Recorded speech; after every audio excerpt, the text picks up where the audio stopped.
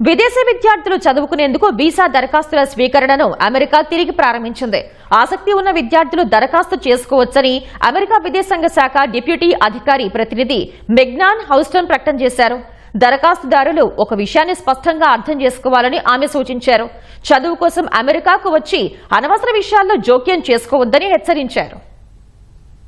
విదేశీ విద్యార్థులు చదువుకునేందుకు వీసా దరఖాస్తుల స్వీకరణను తిరిగి ప్రారంభించినట్లు అమెరికా విదేశాంగ శాఖ డిప్యూటీ అధికార ప్రతినిధి మిగ్నాన్ హౌస్టన్ కీలక ప్రకటన చేశారు. ఆసక్తి ఉన్నవారు దరఖాస్తు చేసుకోవాలని, కానీ అభ్యర్థులు ఒక విషయాన్ని స్పష్టంగా అర్థం చేసుకోవాలని ఆమె సూచించారు. విద్యార్థులు ఎందుకైతే దరఖాస్తు పెట్టుకున్నారో దానికే ఆ వీసాను వాడుకోవాలని స్పష్టం చేశారు. అమెరికాకు వచ్చి వారు చదువును వదిలేయడం, క్యాంపస్లను ధ్వంసం చేయడం వంటివి చేయకూడదని హెచ్చరించారు. అమెరికా ప్రభుత్వం ప్రతి నిర్ణయం జాతీయ భద్రతను దృష్టిలో పెట్టుకుని తీసుకుంటుందని, వలస చట్టాల ఆధారంగా ఈ పాలసీలో నిర్ణయిస్తామని చెప్పారు. అమెరికా ఇమ్మిగ్రేషన్ అత్యున్నత ప్రమాణాలతో ఉండేలా చూస్తామని ఆమె పేర్కొన్నారు. కేవలం తమ పౌరులను రక్షించడానికే కాకుండా వారితో పాటు చదువుకునే ఇతర విద్యార్థులను కాపాడటానికి కూడా కఠిన నిబంధనలు అవసరమని హౌస్టన్ తేల్చి చెప్పారు.